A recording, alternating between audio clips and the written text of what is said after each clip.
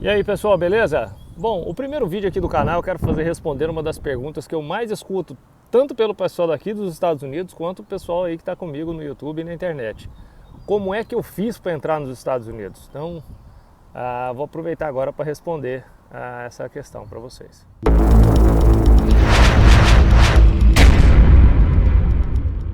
E aí pessoal, beleza? Eu sou o J6, sejam bem-vindos ao In Off. Para quem não sabe, eu tenho um outro canal no YouTube também, que é o Armaz-E, onde a gente fala só sobre esse conteúdo armamentista. Aqui no In Off, lembrando, nós não temos nada sobre armas, tá? Então se você quer ver alguma coisa sobre armas, vai lá no Armaz-E, que tá tudo por lá, e as coisas com armas aqui nos Estados Unidos também vão ser postadas por lá. Eu criei esse canal aqui em off para narrar um pouco dessa minha experiência de mudança. Para quem não sabe, eu também saí do Brasil, não moro mais no Brasil, eu me mudei para os Estados Unidos. E muita gente tem pedido justamente para mostrar como é essa rotina, mostrar como foi essa mudança. Então por isso eu criei aqui o Armaz-E em off, tá? No em off vai ser um canal paralelo onde eu vou tratar só sobre esses assuntos de como foi minha mudança e o meu dia a dia aqui. Como o primeiro vídeo, eu vou aproveitar para falar uma pergunta que está sendo muito corriqueira para mim, tanto pelo pessoal aqui nos Estados Unidos, quanto pelo pessoal que está aí no Brasil, que é como eu consegui entrar nos Estados Unidos. Para quem não sabe, as fronteiras aí por conta do Covid, né, as fronteiras estão fechadas para uma série de países, as fronteiras para pessoas que vêm desses países aqui para entrar nos Estados Unidos, e o Brasil é uma delas, tá? Não é só para brasileiros, é para uma série de locais de origem, tá? Não são para brasileiros. São para uma série de, se você tiver passado por esses países nos últimos 14 dias, não é permitida a sua entrada aqui nos Estados Unidos. E é uma lista de países, tá? Não é só do Brasil. Então, como que eu fiz para conseguir entrar aqui nos Estados Unidos? Bom, primeiro, acho que primordial é você ter um passaporte, tá? Você precisa ter passaporte. E em segundo, um visto americano. Como vocês lembram, e para quem acompanha o canal lá do Armaz-E, eu já vim algumas vezes para os Estados Unidos, então eu já tinha o meu visto, um visto que permitia a minha entrada aqui. Mas como que eu consegui nesse período de pandemia vir para cá? E a resposta mais simples é essa: eu vim realmente pelo México, tá? Mas não vim pelo México, não com coiote, nem alguma coisa do tipo, porque seria uma loucura. Eu vim para cá com a minha família, né? Vim minha mulher está grávida, eu tenho um filho de 4 anos que também veio, então seria um negócio simplesmente impraticável vir com coiote dessa forma ilegal para cá. Então não foi o caso, eu entrei aqui legal e eu vim pelo México. E aí o que eu quero explicar para vocês é como fazer esse processo, né, para quem tem a intenção de vir e vir também pelo México. Como eu falei no começo, a restrição está para uma série de países e ela é clara que você não pode nos últimos 14 dias ter passado por essa lista de países onde o Brasil está incluído nela, tá? Então a única alternativa é que você faça essa quarentena de 14 dias em um desses países que é permitida a entrada direta. E foi o meu caso, tá? Eu escolhi o México. Existem países aí também na América do Sul, como a Argentina, o Chile, onde está permitido, né, essa entrada nos Estados Unidos. Mas eu optei já pelo México porque realmente é mais em conta ficar aqui e foi, em termos de viagem, foi mais fácil, né? Eu vim, por exemplo, é um voo de 7 horas até a cidade do México. Depois eu fui para Cancún, eu aproveitei que eu não tinha tirado férias e tirei algumas férias em Cancún. Então eu fui para a cidade do México, da cidade do México eu fui para Cancún. E aí depois aqui para Flórida, por exemplo, é um voo de 1h30, ou então para Georgia, aqui onde eu estou, é um voo de 2 horas, então é muito tranquilo.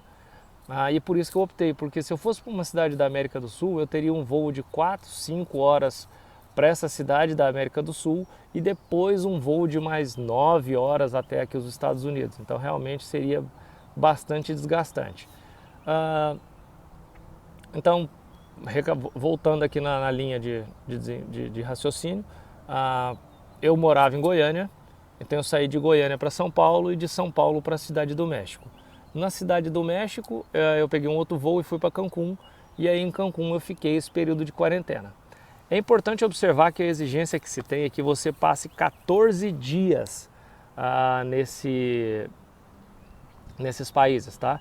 a lei aqui hoje, a restrição é clara que você não pode ter passado os últimos 14 dias nesses países da lista de restrição. Então você precisa passar 14 dias. Tem alguns casos que eu tenho acompanhado, também não sei falar para você se é fato, de pessoas que tiveram assim, o embarque e até a entrada não permitida nos Estados Unidos. Por quê? Você precisa passar 14 dias nesses países, ou seja, você entra nos Estados Unidos no 15º dia, tá? Os últimos 14 você já passou nesses países onde está permitido, onde não tem a restrição. E além disso, você precisa apresentar um teste negativo de Covid, tá? Você tem que fazer um teste atestando que você não tem Covid, e esse teste tem que ter sido feito nas últimas 72 horas, tá? Então, a gente tem acompanhado pessoas que fizeram parte desse processo, mas aí passaram 13 noites e aí no 14º dia tentaram embarcar para os Estados Unidos. Em algumas não foi possível nem embarcar, o cara perdeu o voo, teve que remarcar o voo. Em outras situações, o cara teve que realmente até às vezes conseguir embarcar por um erro da companhia, mas na hora que chegou na imigração não foi possível ser feita a admissão dele. Então uma atenção que eu chamo é que se for fazer esse processo, fique em 14 dias, tá? Se assegurem de ficar 14 dias nos países que permitam a entrada direta nos Estados Unidos. Isso é o que está valendo agora, tá? Eu não sei quando você estiver assistindo esse vídeo se isso vai estar valendo, se as fronteiras já vão estar abertas, mas isso é o que estava valendo quando eu vim para cá. Então, como eu falei para vocês, fui para a Cidade do México, da Cidade do México eu fui para Cancún. Outra opção, por que eu escolhi o México? É porque Cidade do México e Cancún são relativamente baratos, tá? Não se enganem que sejam roteiros caros, não são. E o câmbio é extremamente favorável para o real. Quando eu estive lá, o câmbio estava, um peso mexicano estava valendo 28 centavos de real. Então o câmbio é extremamente favorável. Eu fui em baixa temporada. E além disso, nós temos essa questão da restrição do Covid, ou seja, um hotel está tudo muito vazio. Então os preços caíram bastante. Foi uma das coisas até que me motivou a escolher esse período e esse roteiro para vir. Só para vocês terem uma ideia, eu gastei cerca de... eu fiquei 16 dias, tá, na Cidade do México. Eu já me preveni para se um voo atrasasse, se um voo fosse cancelado. Eu me preveni e me programei para ficar 16 dias no México, contando já o trecho do dia que eu saí de São Paulo. Então foram 16 dias contando toda a viagem. Já o dia da viagem de São Paulo, a Cidade do México para Cancún, eu já contei, foram 16 dias até o dia que eu dei entrada aqui nos Estados Unidos, já para me garantir e evitar de qualquer tipo de problema e restrição na hora de embarque. Para hospedagem em Cancún, tá? Tanto em Cancún quanto na Cidade do México. Na Cidade do México eu acredito que seja relativamente um pouco mais em conta. Mas em Cancún, se você for pegar um hotel que fica próximo da praia, você vai gastar cerca de $80 na diária. Agora, se você fizer como eu fiz, eu entrei no Airbnb e fiz uma reserva, procurei um apartamento, aluguei um apartamento de 2 quartos e paguei algo em torno aí de $38 na diária. O apartamento eu optei não por ficar próximo da praia, eu queria evitar muita saída, muita coisa do tipo, porque como eu falei para vocês, além dos dias é necessário apresentar um teste de Covid, tá? Um teste negativo de Covid, então eu evitei ficar saindo muito, então eu optei por um apartamento que ficasse próximo das estruturas básicas que a gente precisasse, né? Supermercados, restaurantes, etc. E assim foi feito. Eu aluguei um apartamento onde tinha um shopping do lado, então tinha um supermercado, tinham lojas, enfim, tudo que eu precisava estava bem próximo ali da região. Uma dica para quem for optar por esse roteiro, estiver em Cancún e tudo mais, Cancún é extremamente difícil se locomover em Cancún por Uber, tá? Uber lá tem uma rixa muito grande com o taxista, os taxistas quebram os Ubers, batem na galera, é um negócio muito bizarro. Então é bem difícil andar na Cidade do México de Uber e os táxis são absurdamente caros, é um negócio muito absurdo de comparativo. O dia que eu tirei, lógico, eu fui um dia para a praia, no primeiro dia que eu cheguei lá, no segundo dia que nós estávamos lá, nós fomos para a praia, Então, o Uber do hotel, do apartamento onde eu estava, até na praia, eu esqueço o nome da praia ali, mas acho que é Praia Tortuga, do apartamento até a praia da Tortuga, um negócio assim, saiu 32 pesos, 35 pesos, um negócio assim. O táxi para voltar da praia para o apartamento, o taxista queria 250 pesos. Então, cara, locomoção na Cidade do México é um negócio, em Cancún é um negócio bem ruim, bem chato de se fazer. Então, quando for para lá, já se previna, porque é complicado de fazer isso funcionar por lá. A gente sempre tentava pegar o WhatsApp ou o contato dos Uber, e aí, ou então se afastava dos lugares onde tinha ponto de táxi para poder chamar o Uber para poder vir buscar a gente. Então, já estejam preparados para quem for optar por fazer esse roteiro. A hospedagem, como eu falei para vocês, é relativamente barato.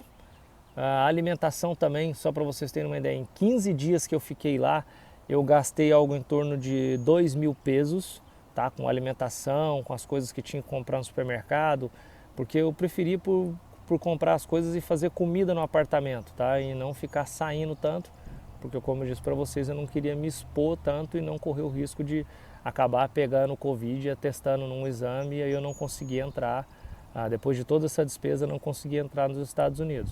Então eu gastei algo em torno de 2.000 pesos com alimentação em Cancún, comprando as coisas e fazendo lá no apartamento. Lógico, teve alguns dias que nós saímos, fomos em restaurante e tudo mais, comemos no shopping, mas eu gastei em torno disso aí de 2.000 pesos com alimentação e despesas de supermercado em Cancún.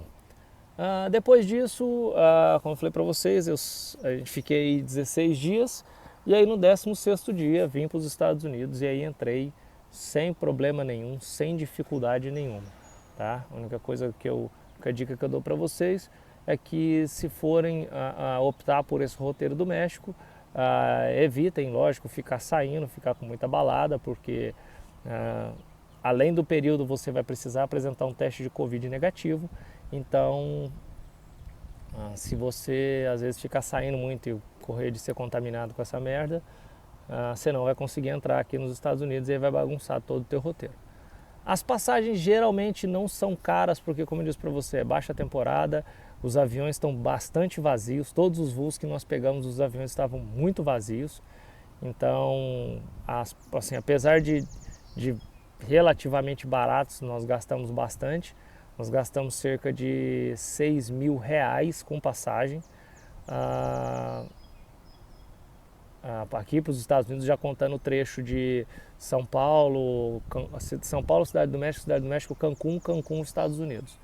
As passagens de Cancún para os Estados Unidos são relativamente baratas, você acha passagens aí até de 180, 150 dólares. Depende de procurar bem, tá? Horários e aeroportos, horários e aeroportos varia, mas são relativamente baratos e realmente foi a alternativa, vamos assim dizer, que eu achei mais viável em termos de tempo e de valores aí para eu fazer, beleza?